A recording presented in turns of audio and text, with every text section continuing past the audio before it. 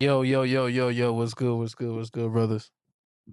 How y'all feeling? Y'all good? Y'all good? I'm Y'all feeling good? good, man. All right. Yeah, once again, you already know it's the boy, it's your boy Senior V, it's the Minute Melanin. It's your boy Cash. What's good? It's your boy Jeremiah. You know what I'm saying? No, we appreciate you. We got a wonderful guest here today.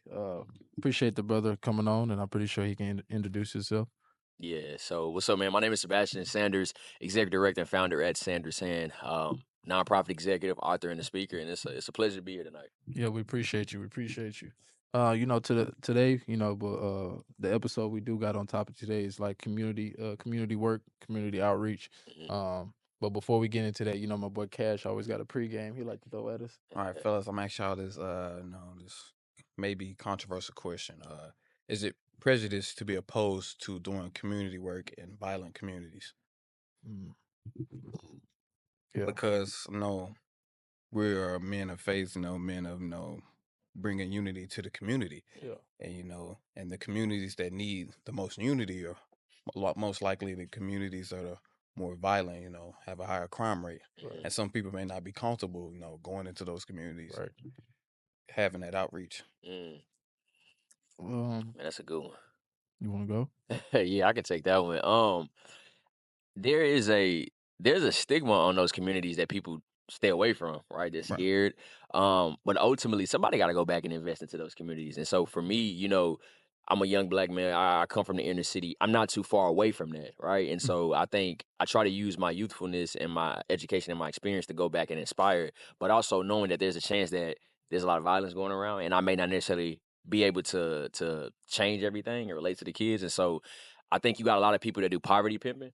And I think sometimes they throw out resources and they throw funding and they throw stuff out there just to get the photo op for the community, but they're not truly helping the community. And so I think you have a lot of that going on. And if you can find people that's really out there in the groundwork doing the trench work, those are the people that's really creating a change instead of just throwing, some food or some turkeys on Thanksgiving and then be like, okay, here y'all go. But they still gotta go back to poverty when they go home. Yeah. Thanks.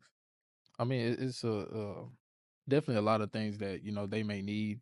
A lot of things that people that do have the resources and the support they have to go do that.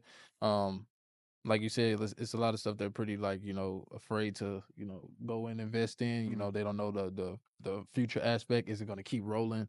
Is it going to end, or is it like a one time thing? So there's a lot of factors that come into play. But definitely that shouldn't shy away from the stuff that they should get. That the other communities or the other neighborhoods and that they get as well. So it should always be equal. But I do see why they may be hesitant to go that way. As far as what I see people try to do or what they don't want to do. Yeah. Um, we have you, have you on today. Mhm. You speak about like the things that you do. Um, do you think like community in the whole is like I would say like they pick their part where they want to go. Yeah, most definitely. Being around nonprofit leaders, founders, people most definitely pick where they want to support at. And there's nothing wrong with that because I can't go serve in certain communities because I don't truly understand the demographics, right? So for us, we work with inner city youth, but it'd be a challenge for me to go to a Katy district where predominantly, the household income may be well over 60,000, which is way different than the community on the south side that may be projected at 30,000 or less.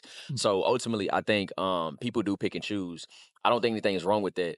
The problem becomes when you're picking and choosing off the benefit of self.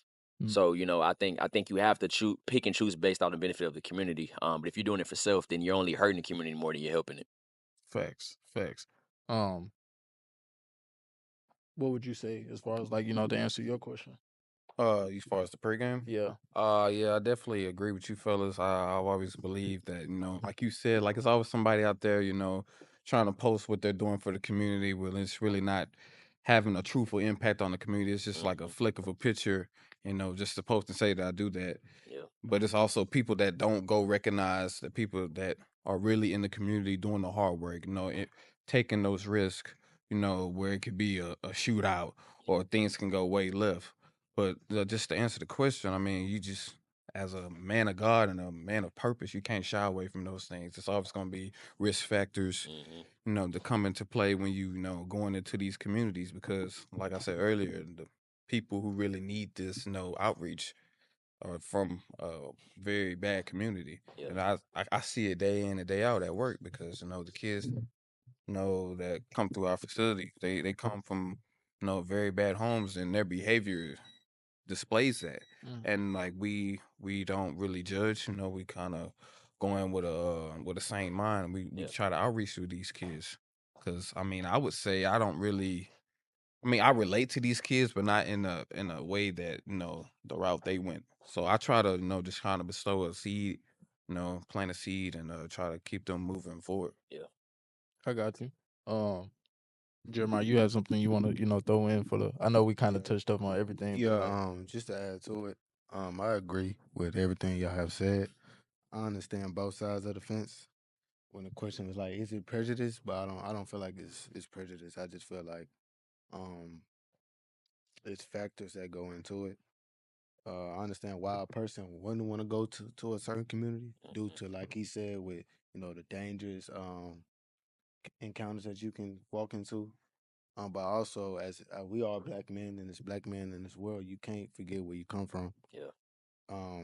Somebody have to pour positivity into that community. You can't just how are they going to prosper and grow without nobody helping them? Like just because I don't want to get shot. Like come on, man. yeah, no Like facts. when you also when you doing something for a greater good and you walking in the word of God, He's not gonna put you in that position of danger when Facts. you're doing something out of the kindness of your heart. Yeah.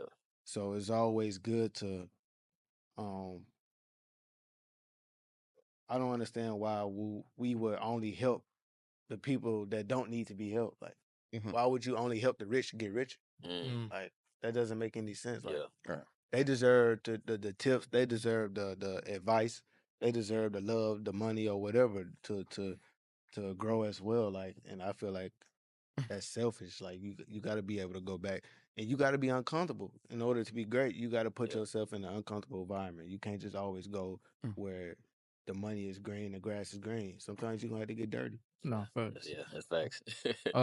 No, we appreciate that pregame, brother. That definitely, help us dive in. And, usually I come in with a verse from the Bible that kind of goes and, gets us rolling in our topic for today.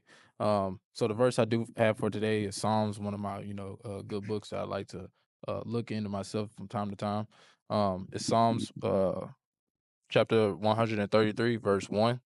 And it reads, "How good and pleasant it is when God's people live together in unity."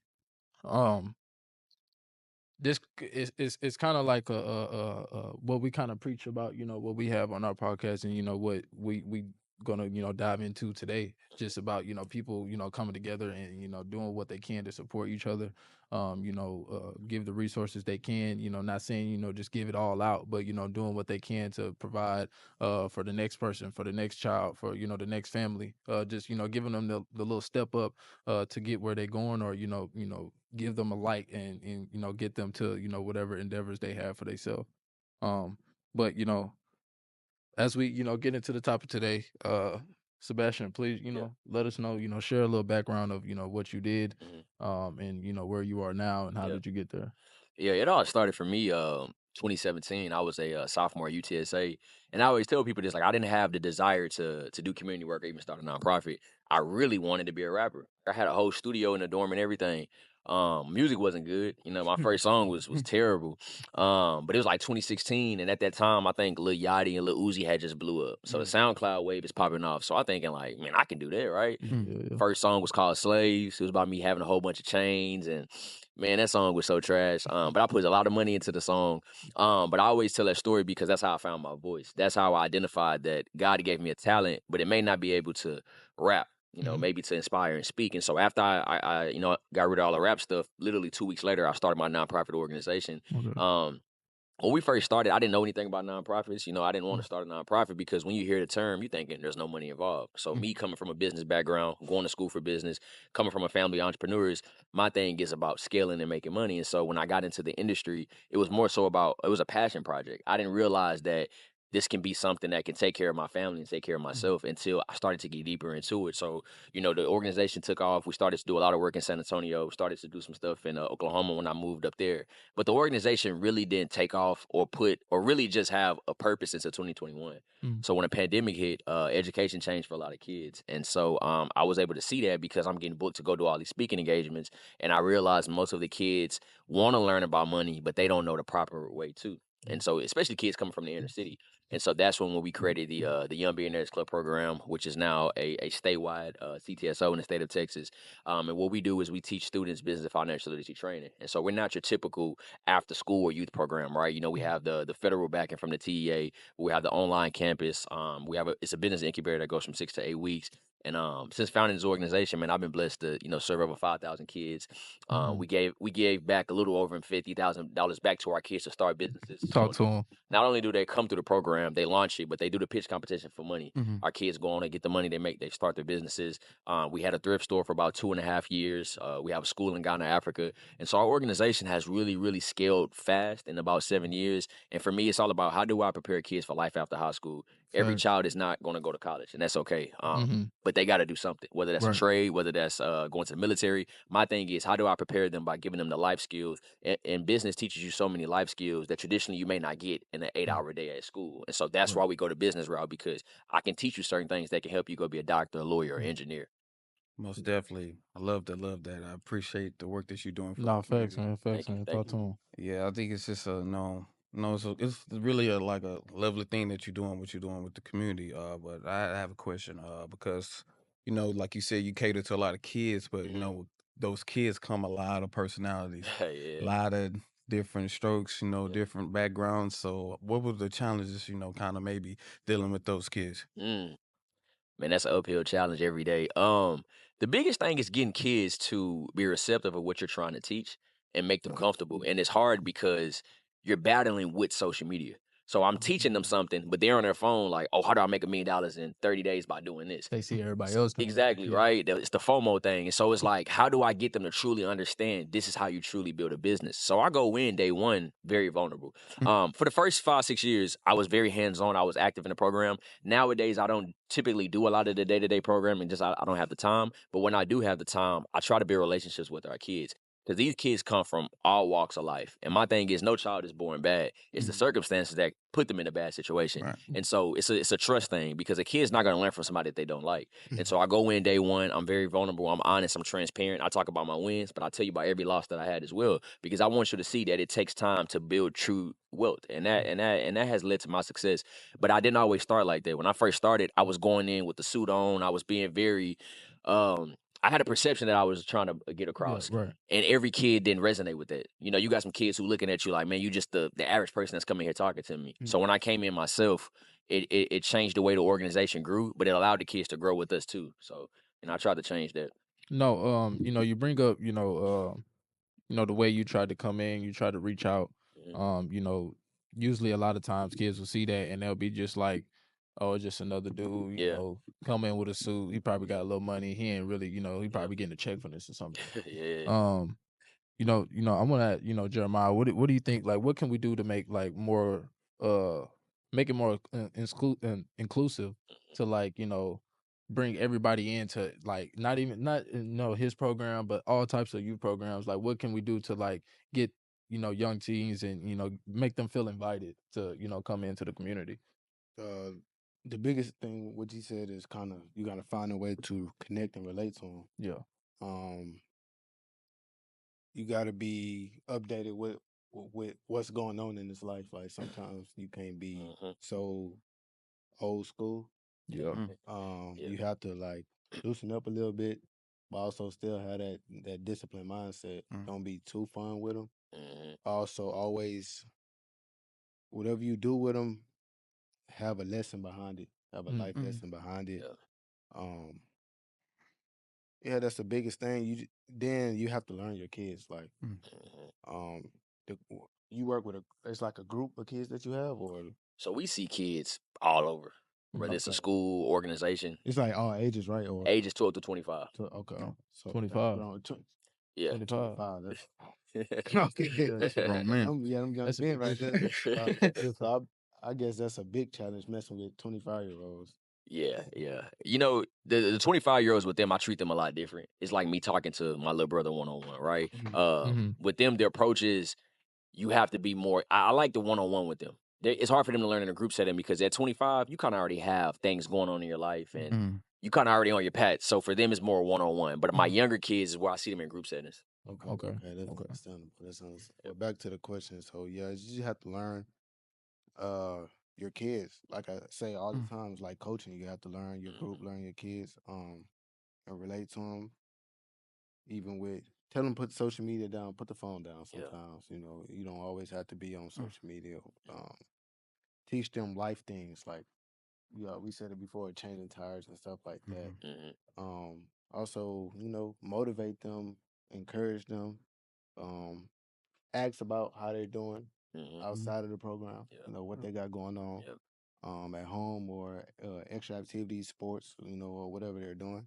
And just keep a positive mindset and be an example that they can look at and be like, oh, this man just ain't in here just, talking Yeah. everything. He actually is walking it. I can see it. Yeah. And that's how you bring younger kids to you. You have to actually walk it. Oh yeah, you can say you nice like on a court. I go to the game, you average 2 points. Yeah. Like why you Why gotta did you lie to like me? yeah, like why you gotta why you having like you Yeah. gotta be able to talk it and walk it at the same time so they can see it and they can okay, I can listen to what he's saying Mhm. Yeah. now because he's doing it. He's Right. actually he's not just playing with it. No facts. But the line of work that I deal with the range of from not 12, but my range is like 18 to 75. Yeah. So I have a 75-year-old guy woman looking up to me. hmm That's a big challenge. Yeah. Why I gotta listen to you? I could be your mother. I could be your father. Yeah. You know what I'm saying? Like, Yeah. But that brings me back to my point when you bring up, I had to, you try to come in and, set an example or set like this little standard that you want. hmm But after a while, you have to eventually, figure out like what type of leader you are. Yeah. So, my question is when you going in there with like what were the lessons that you learned about, the type of leader you are hmm and, the resilience that you had to build up or, overcome hmm in your journey? Yeah, I learned very on. I thrive in being a servant leader. If I'm leading a team and I'm telling kids to do something, they have to trust in me to know that I'm telling them something that I'm going to do as well, right? And Mhm. so servant leadership has always been my number one thing. But I like to always be direct too, because a lot of times, a lot of people go in kind of lying, right? Lying to the kids, telling them stories, and very gimmicky. I try to come in and be very direct and honest because that's the best way for a kid that's in the inner city. That's the only way they're going to learn because everybody around them is already telling them a bunch of stuff. They're confused. They're going through a lot. They're in an emotional state of just I just don't know. And so I can't go in there and confuse them more than what they're already confused. So I try to be very direct, honest with our kids, servant leadership. But what I learned for myself is my story is inspiring because it's where we come from. Because ultimately I tried to, come in like I didn't grow up like that, so I can't inspire those kids. But then my dad was like, "Well, son, you look just like them. You a Yeah. black man just like them. So Yeah. you can't discredit your story just because you didn't have certain things. Those kids will still be inspired because you look just like them and you're doing it. And so once that light clicked on in my head, I changed the way I approach them. Because at first I never told my life story or told things about my life to the kids. But when my dad gave me the inspiration, I went back and started to tell my stories to the kids. Now they're telling me, "Oh, I'm going through this at home, but because of you, I'm able to do this." And so it opened up a relationship to where now kids across the world learning from us, but they feel like they're part of the family. Right. Right. I definitely like that. I want to go back to the part you was talking about your leadership style. I mean, I don't know the stigma it is about kids not being vigilant, but kids are very vigilant. They're very microscopic. Yeah, They can really tell a fake when they see it. No most definitely. facts. Yeah. Most definitely. And I kind of just wanted to tie that into, the work that I do because, I deal with at-risk kids. Kids with very sporadic behavior. So I have to go in there with a very eased mind, and I have to really, kind of put whatever it is I got going on at home to attend to their needs and things like that. And I mean, one thing about them is like you have to be very consistent with them about your expectations, your standards, and how the day you want it to go, even if the day is just crazy, because days do get like that. They just want to see the consistency, and you talk to them, even if they like piss you off, like you Yeah. like, boy, boy, Yeah, I'll yeah, do yeah, yeah. do some hurting to you, boy. Like Yeah. even like when they mad at you, like just go still talk to them. No, Yeah. still be attentive, to them. Don't be trying to be throw the cold shoulder because you're in your feelings. You got to be a very emotionally, upright when you're dealing with this stuff like Yeah. that. And I kind of like when I go in the unit, they be like, man, you like as bad as we be, you never lose your cool, bro. Yeah. I ain't never seen you mad or You like, can't, because bro. like You can't, you bro. can't. I can't just because your behavior towards me is not, just because it's me. It's something that's going on at home. Yeah. You kind of look past that because I mean, when they dealing with these kids, like they just like when I tell you, it's like sporadic behavior. It's like crazy. You like what's going on, Yeah, bro? Like okay, bro. you think it's personal, bro, but it's Yeah. like, Yeah. nah, he just had a bad phone call, man. His Mm, mama, they finna be out on the street. They finna be homeless or somebody just died, mhm. Mhm. stuff like that. But you just gotta really keep your head down dealing with these kids. And like you said, you gotta be a leader. Lead by example, Mhm. lead by just being yourself, being Yeah. your true self. Yeah. Nah, facts. I the same, same thing. I think we have a lot of experiences in a lot of things we try to do, either work or endeavors. Mm, Um, I had a experience as well as too with this, young dude. He was about at the time when it happened, he was about like 19. okay. But now I think he's like 21. And, he still works under me. However, though, it was a situation. We were just talking about something like that, and then, I told him like, he made a joke because I mentioned to him like time to time I look after my grandpa, Mhm. and stuff like that. And he made a joke, and he was like, "Oh, yo, so you be changing diapers and stuff." Hmm. And then, Wow. what I'm saying, like trying to be funny. Mm. Mhm. And then I know a lot of people at that time could have like me personally, I don't play about my people. Yeah. Yeah. But I kind of learned at that sense, like, he kind of a kid. Yeah. So like, so he just tried to be funny and started to make a joke and stuff like that. So at that moment, I could have, I could have flashed out. I could have, Mhm. Hmm. did it all types of things I wanted Yeah. to. But I pulled him to the side like one on one because me personally, if I have like a issue or something like that, Mhm. I pull that person side to side one by one. Talk to him, as a grown man, either to a grown man, or to a grown man, to a grown woman, whatever. Yeah. I just let him know like, hey, I don't play about my people, so it was my duty to take care, sometimes take care of my grandpa. So, what you did was I didn't take that as a joke. So now I would try to, just be very careful about, what you say to Mhm. people because some people may not, have the same reaction that I'm Mhm. having with you. So just be careful. Yeah. Um, we talk about leadership, but we talk about leaderships in certain communities. Mhm. What got you in the specific community that you're in right now to serve and do what you Mhm. do? I think for me it goes back to middle school. Growing up, having the being blessed to be a kid was everything. But Mm, when you're in the inner city, you're in the classroom, you're in an urban community. Everybody in that classroom cannot go home and be a child. And so I learned that very on. Like in middle school, like some of our friends was growing up early. Some of them kids was in the streets. Some of them didn't have a mom and daddy home. They had to go work and do certain things. And so I think that always kind of hit home for me because I got to see dudes who were super talented in either football, basketball, but they just couldn't go far because of the circumstances at home. mm, So I think that always kind of done something to me. But then I went off to college and I was a first generation graduate. And so kind of seeing the drop off from your first year, everybody on campus the first year. yeah, Come sophomore year, you don't even see half of the people. And yeah, I'm talking about the black and brown people. And so just seeing those different things, and it's like there's so much that goes on in a community, and there's so many issues, but the lack of the issues, we got to go to the root. And I feel like black people, we avoid the root because it's so deep and we don't want to touch it. But somebody got to go to the root of the problem and say that's where it all starts, and how can we reverse it? And so I think that's what really got me into to want to be a leader in my community. Just seeing things firsthand, and I think every experience, whether it was good or bad, it made me the man that I am today. mm, And one of the books that I read is Why Bad Things Happen to Good People, and it changed my perspective on life because you would see somebody get sick and that person has probably been the best person their yeah, whole life. And you're like, man, why did that happen to that person? But the book reminded me of we can't have bad without good. There's always going to be a balance in Facts. life, and so kind of that book inspired me to realize that you have your situation. Somebody else didn't have it, but that doesn't mean that that person can't change or that the next person can't change their circumstances. And I think that's what made me want to step up and be a leader in my community versus just saying, "Oh, well, I'll let somebody else do it." No, facts, facts. Um, try to dive us in like like either if you still do it or you got other people that do it for you. But what's like a day to day operation for you? Mhm. Yeah, day to day is I'm in a lot of meetings. I'm in a lot of meetings, man. Zoom and Teams is my best friend. But usually from like 8 to noon, I'm in meetings. I'm doing my follow ups. I'm doing emails. I have a weekly check in with my program coordinator. Where we talk about the business, talk about what's going on. Yeah, I try to stay away from work after 3, 4 p.m. I know it's hard. And my girl be telling me we got to change that, but I try to stay away, but I don't always stay away. But usually from 8 to 5, I'm trying to lock in, do work, take meetings, do coffees, go to events. I try to stay away from things that don't push the organization forward or make yeah, me fall into the purpose of my life. If it's not helping me or benefiting, I usually try to stay away from. But ultimately, a day to day is, getting up. I try to go running a couple times out of the week.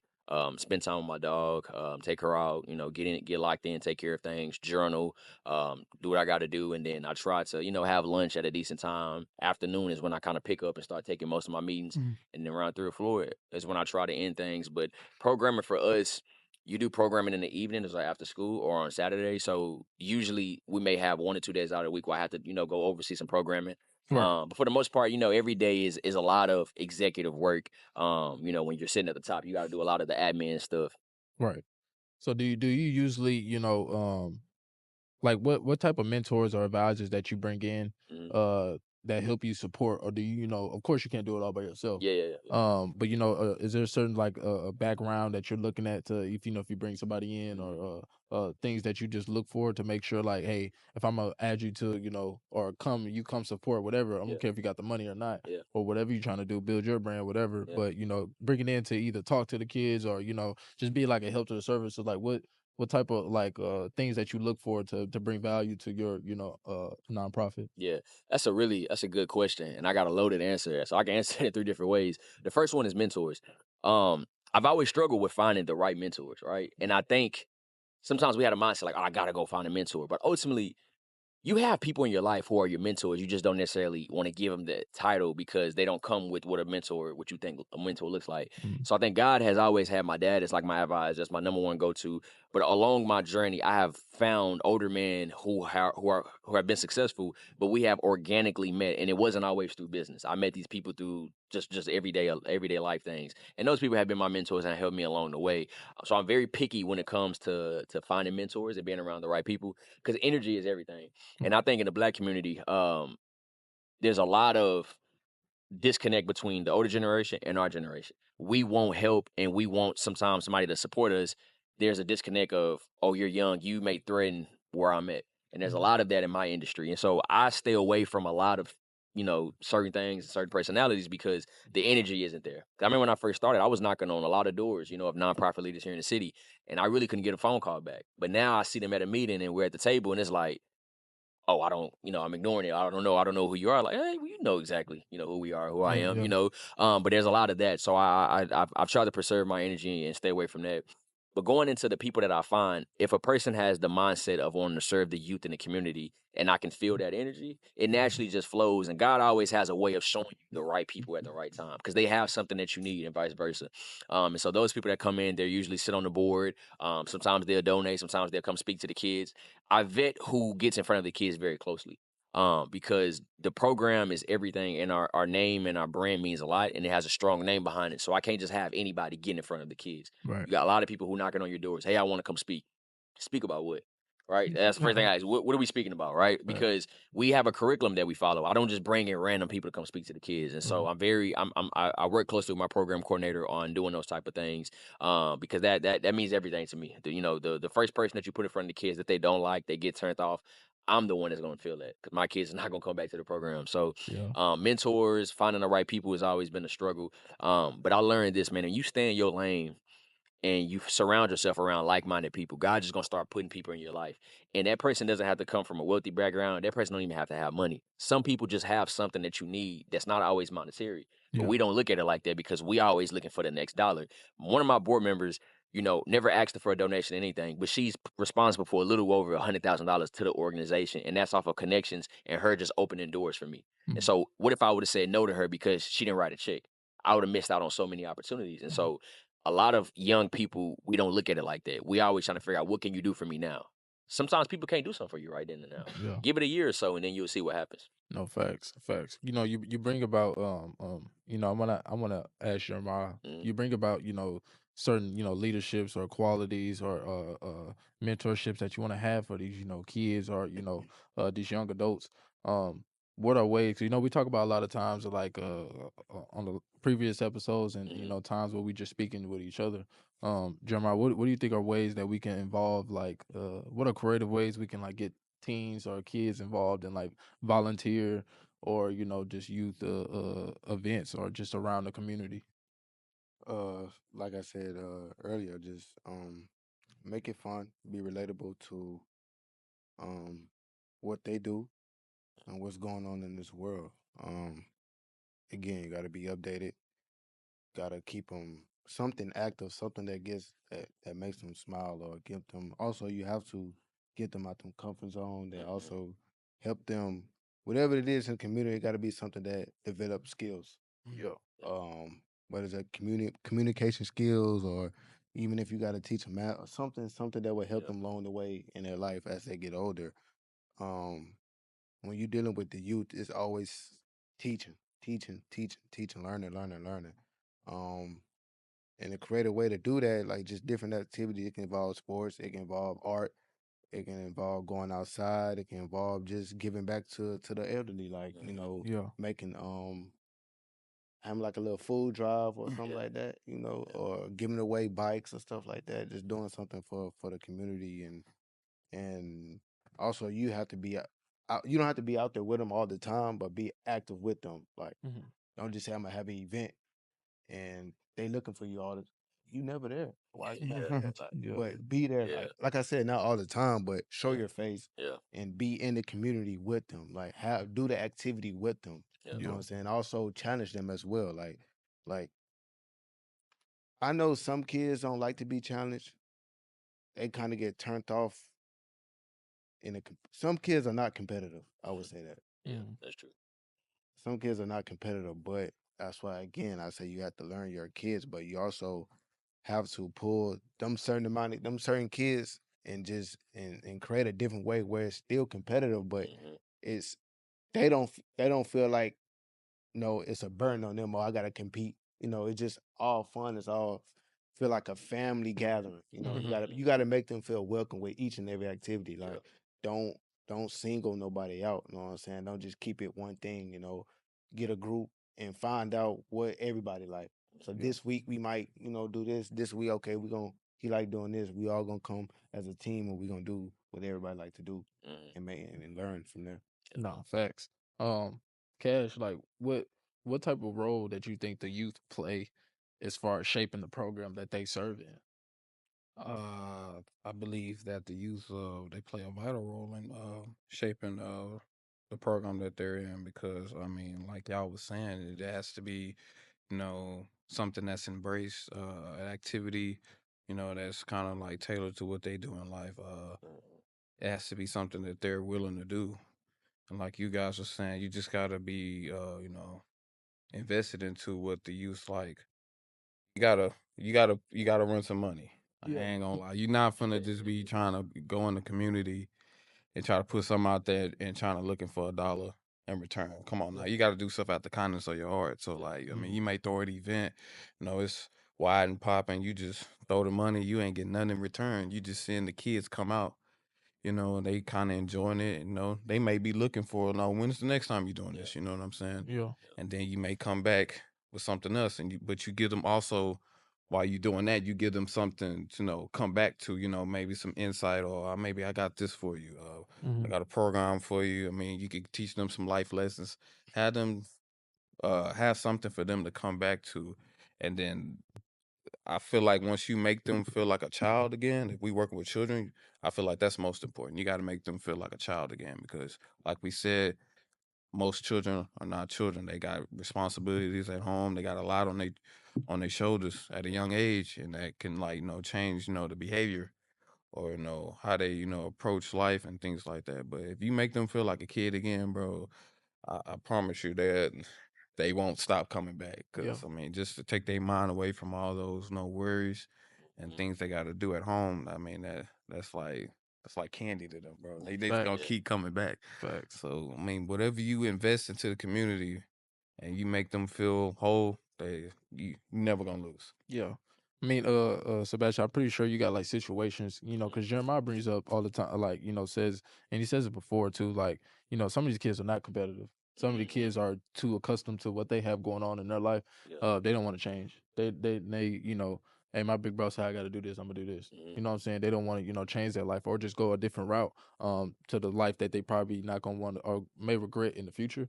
Mhm. How do you deal with that? Like, how do you, get somebody out of, basically their comfort zone Mm. and pivot them to a way that you feel is best. Yeah, it's hard sometimes when you're trying to pull somebody out of their life and you haven't took a step in. And so usually you will have like for the most part, you will have one or two kids who are not receptive in the first few weeks because they feel like, man, I can't do this. Like right now, we're in a program right now with the Harris County at one of the juvenile centers. And the first week or two, like I had like one or two young men, like you can tell that they had so much going on at home that they mentally can't even be here, right? And so for me, my thing was like, okay, how do I get them to truly understand? So what I learned with kids is every audience is different. The kids that I teach at this school is probably going to be different in this school because of the demographics in that local community. What I learned was I have to tailor it to the audience. We go in there sometimes with a content strategy and we do it because we're doing it because that's the way we want to teach it. But sometimes every kid's not going to learn it the same way. And I had to learn that very own. Like every kid it learns different and I can't go in with the same strategy. So I tried to understand and I asked my school partners and the counselors before we even get the contract agreement, what is your kids like? Mm, Because that's going to help me understand what we can do in the curriculum and what we can't do. mm, And so, knowing certain communities are not going to understand financial literacy in 1 week, that means I'm going to have to pull it for 2 weeks. That way I can give you a deeper understanding of financial literacy. Because if I give it to you the way that we have it built, it's going to go over your head and you're not going to understand it. And when a kid don't understand it, they get disengaged. When they get disengaged, that's how sometimes they become a disruptive person in the classroom. And a lot of times you got to just pull back that onion layer and figure out what's really going on. So you have to tailor the curriculum and the content to that audience. And if you do that successfully, you will pull the kids out and you will get a better response from them. But it takes time. And a lot of people that do programs working with kids, if they can't get that child in the first session, they're discouraged. They don't have confidence, and it's hard for them to come back and try to teach it. mm. And that happened to me a few times because I had a few kids when I was in San Antonio. They were just like me, like knuckleheads in the back, talking, playing, and cracking jokes and all that. So I'm like, man, like I'm trying to teach, but I got like 4 or 5 kids that's not allowing me to teach. And it frustrated me, but I had to go back to the drawing board and see what can I do differently. And that's when we learned that every audience is going to be different. No facts. I try to tell leaders all the time, like it could be people that I work with, just people outside of that all the time. Like you mentioned it, like there's different strategies that you have to plug and play. Hmm. Um, that leaders that are in the leadership role need to understand, like the delivery and the communication that you say to this person can be the same way. You ain't gonna be able to say the same thing to that person. Exactly. I had witnessed that because the kid that made that joke to me. Mm, Um, is now like I would say he look up to me, you know what I'm saying, but as far as like I can tell him like, hey man, you BS, I need you to get moving, you know what mhm. I'm saying. I can't tell that to somebody else. They may be Yeah. like, dang, they may feel real discouraged. They may feel feel like they just failed in life. Yeah. But like him, like I can kind of, because he's very competitive, the stuff he do outside of the job and everything like that. But I go this to say that how can we like measure the impact that we're having like on these kids or Mhm. these individuals, either they're from 12 years old to 18, or 18 to 25, or like just anybody in general. Like how do we know we're making like a good effort and Mm. building the better community that we strive to have? You know, I look at it like this: the ROI on investing in youth, you necessarily don't see it. Mm, Maybe in 3 to 5 years, maybe even 10 years. What I think the way that we measure impact is from a numeric standpoint, we do pre and post tests. That's how I get the numerical data. But one of the things that I look at is how is our program actually working? Are we thriving? Is our kids thriving? is we do life check-ins every 6 to 8 months. We check in on our kids, but I think the best way that you can tell if a kid, if you change their life, is you give them about a year, maybe 2 years from you working with them, and then you ask them, what did I learn? And if they can articulate either an actual educational lesson or a life lesson from it, that's how you know you're truly making an impact. And so for me, I spent years not knowing if I was really making an impact on the kids because I can't necessarily keep up with every kid that I service, right? And so I Right. never forget this young man reached out to me. This had to be like 3 or 4 years ago. I knew I was out of college at the time. He said, "Hey, Mr. Sanders, I don't know if you remember me. My name is such and such. You came and speak to me at a school. I was in the audience, and when he told me the school name, I automatically knew the school. So the school, I didn't do a program there. I was just a guest speaker, and that was like 100, 200 kids. But he told me he's a firefighter now, and that touched my heart because it's like you beat yourself up so much because you don't know if you're truly doing the work because you don't see the ROI. Mm. But that young man called me 2 years later and said, "Hey, I'm a firefighter. You inspired me." And I try not to take any credit for anybody's success, but just knowing that I probably played 1% or 0.5% in that young man's life, changing for the better, that goes a long way. And to me, like money is great and everything else, but that's what life is truly about: your purpose and changing people's life. And so, I think you have to be patient when you're doing youth development work, and you got to understand that it's going to take that child a few bumps across the head to truly get the message, but they're going to get it someday. And we have to remain patient as a leader. And when they do get it, they're going to come back to you and they're going to be always thankful for the work that you've done for them. No, facts, facts, Definitely, I facts. can secondhand that for sure because I mean the kids we deal with, man, we try to pour life lessons and try to give them the best advice that we can, in order to go back Hmm. in the free world and do good in life. But we only have them for like 3 to 6 months, so it's kind of hard to tell. Yeah. Man, did they take heed to what I was saying? He been crashing out these whole 3 months, man. Yeah. Yeah. And now we sending them home. We don't like we worried. We don't know Yeah. because I hate to say it. Sometimes we got kids and months later, yeah, he got killed. Yeah. Oh yeah, Mhm. he just killed somebody. He going to the big boy jail and stuff like that. So it's just kind of hard to kind of think like you said, like man, did he get what I was saying? But we do have some kids that call up there, be like, hey, they looking for the such and such staff. You Yeah. swear he hated his soul. Like man, they just Yeah. don't. Facts. He can't deal with him. Be hey man, thank y'all Yeah. for what y'all did. I got my GED. I got a job. I'm doing good. And those stories, that really warms our heart because I mean I'm gonna be honest. I mean you can't save them all. Mm. I really kind of learned that Yeah. early. If you really get into one or two kids, you're doing a lot. Yeah. And I mean that goes to say the none, but like I mean it's you just gotta really be with God on that. Just gotta give them the information. Hope they take heed. Yeah. No, facts. I think what kind of support that look from the outside as far as like people that want to do work in Hmm. the community that have businesses that want to partner, like Hmm. what are the things that you're looking for to maybe expand or Hmm. just to get your brand out there more. The biggest thing is always going to be community outreach. Nonprofits always going to say, "What you need help with?" Oh, fundraising. The thing about fundraising is that we made more money off of relationships and networking versus people just in our databases giving money. And so I always tell people community outreach. We want to serve more kids. We want to touch more kids. Allow us to, come speak at your event. Allow us to, serve your kids at the YMCA or a church or whatever. So for us, it's just community outreach. Where I always tell people business and strategic partnerships, it has to make sense. I'm very big on that because when I first started the organization, we partnered with any and everybody, and it wasn't good. I got some No. partners that I was like, I don't even know why they was a partner. And so I had to change things when I got the business intact and I got us on the right train, everything changed. So I'm very strategic on the partners.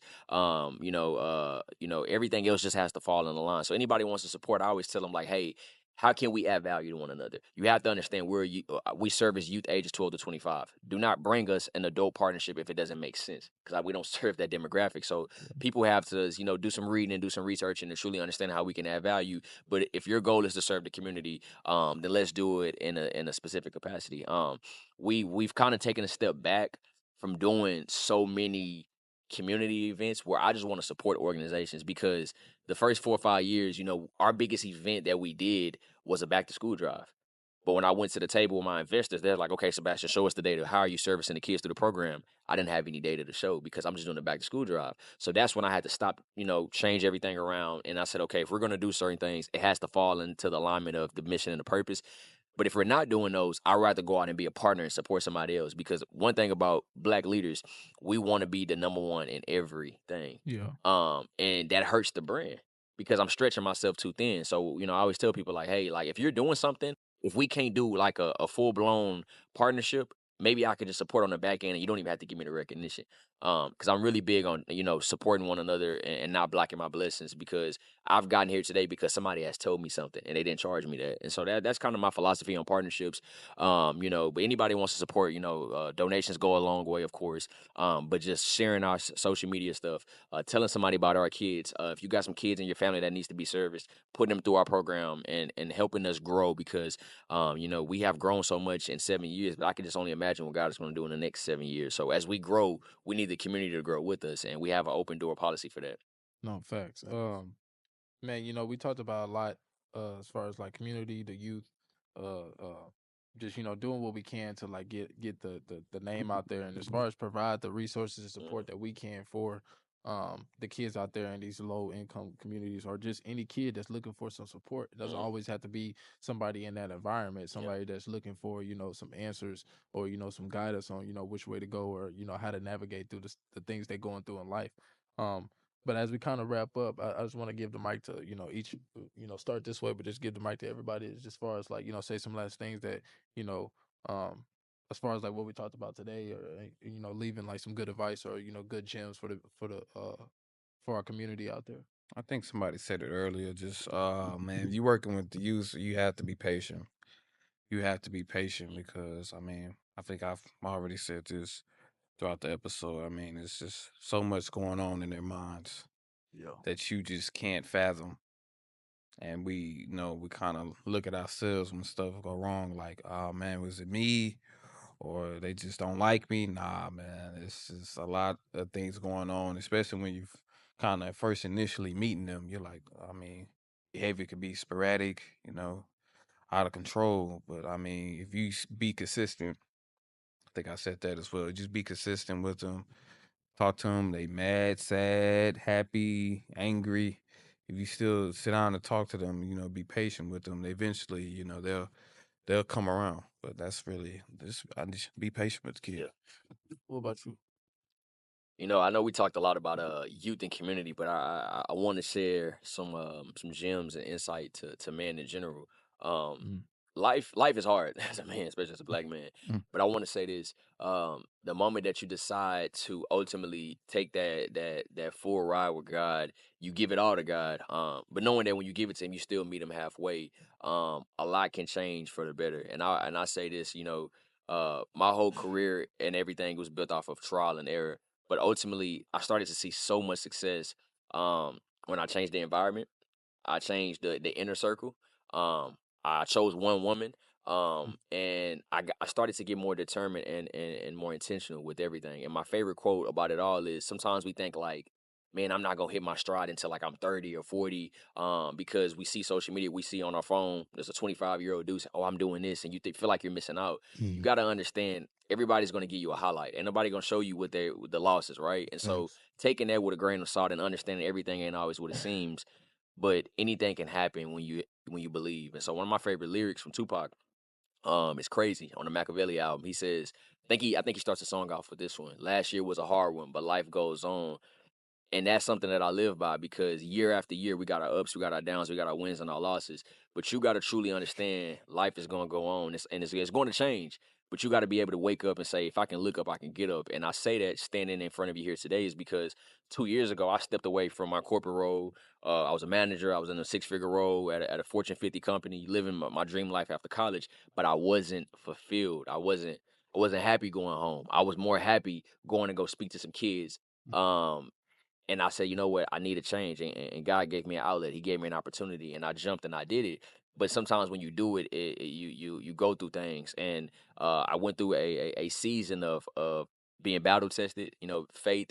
And I sit in front of you here today knowing that, everything has changed for the better. Just last year, this time last year, I'm still trying to figure out how I'm going to make ends meet, how I'm going to pay the rent, for my personal, how I'm going to pay the rent for my staff, or how I'm going to pay the rent at the store. To fast forward to now, things have changed. I'm able to do the things that I want to do and do it on my own time. And it just goes to show you, Your whole life can change when you believe and you give it to God. And so, for men that's out there that's trying to chase their dreams and trying to figure things out, just talk to them. And you don't have to be a perfect Christian. You don't have to go to church every Sunday or none of that. Sometimes God just want to hear from you directly. But open up that door and open up that line of communication and give it to him. And it hurts when you got to give it to him, but when you give it to him, understand that he's going to throw things out there for you. It's going to be incremental steps. He's not going to give it all to you in day one, but incrementally you're going to grow and you're going to look back and be like, man, that moment changed my life forever. And so I always try to tell guys that because we deal with so many external pressures from the outside. And sometimes nobody just checks on you and say, are you okay? Because we ambitious. We trying to chase our dreams and give our families the best life. But it's hard when you're trying to do it without a blueprint. So I have a question though. Yeah. What did you get like a certain feeling, or did you just like come to realization like I need to go do this? As far as like leaving the corporate role, Yeah. doing what you're doing to do. Man, I hated that job. I'm not even gonna lie to you. I feel like everybody hate that job. Like, you know what I'm saying? I hated it. It was a huge blessing for me. I learned so much. I got a lot of my business acumen from that. But when you're on that path and you're on your way and you're getting closer, it gets so harder to do the things that you do. And I never forget, like, I was me and my leadership team at the time. I was put on a performance plan, because technically I guess I was performing to the best of my abilities, but I think it was some more things, some politics going on the back end. But I was put on this performance plan, but I knew it wasn't based off of performance. It was really more so of God letting me know, like, you're not gonna walk away until I force you out. And I never forget, like, I was going in a meeting with HR on a Tuesday. I was going in there to talk about my future with the company. And she said, hey, wait outside, Sebastian. I'm talking to somebody. So I sat outside and I get a phone call. It's coming through. It's Ailey from the Petty School District. So I immediately knew it was Ailey because I remember the 281-498 number. Plus, I was one of them kids that always got in trouble. So I remember that number very well. And it's the superintendent's office. They're asking, hey, can you come in? We want to see your program. We want you to bring the program in for the summer. I left the company on that Tuesday, signed my paperwork. That Friday, I was in the superintendent's office signing my paperwork to do a program. So that's when I knew it was time for me to take that leap. And that's when I knew God was pushing me in the right direction. So I think there's a lot of things that happen that you're going to feel. But that's when I knew, like, okay, it's time. And he made it very loud and clear that it's time to make that jump. It's good. It's good. Jeremiah, man, what you got for us, man? Talk to me, brother. Pretty much that was the perfect closing. Yeah, bro, trying to, For you know what I'm real, though. saying, bro, trying to hit a 3 on the. But as far as leadership, when it's leadership role, my main thing is you got to be able to, live what you preach. That's my main thing. Especially when you guiding kids. You got to be able to, show with action. That's my biggest thing. Everybody can talk a good game, but can you play a good game? Make sure your life is in order before you try to, talk to somebody else and try to get them right. Because two blind men can't lead them. You know what I'm saying? No, facts. So that's my closing. If you trying to step into a leadership role, make sure you got your stuff together. You don't have to be perfect, but make sure you're doing the things that you telling the kids to do. Like, don't just sell them a dream and you not doing it. Because all you doing is hurting yourself really and hurting them even more. And that's what's wrong with this community. We trying to be leaders, but you really a follower behind closed doors. Facts. So you saying all these things, then they'll turn around and the kids will see you in the streets. Hey, man, I just seen you at the event. What you doing? So you gotta move right. God I have a funny way of of humbling you, or like you think you lead. I'm gonna show you. Somebody gonna see you. Like, God is always watching. Yeah. So don't be trying to like get over on the community. Don't try to get over on the kids, because somebody will see you, and it's over with after that.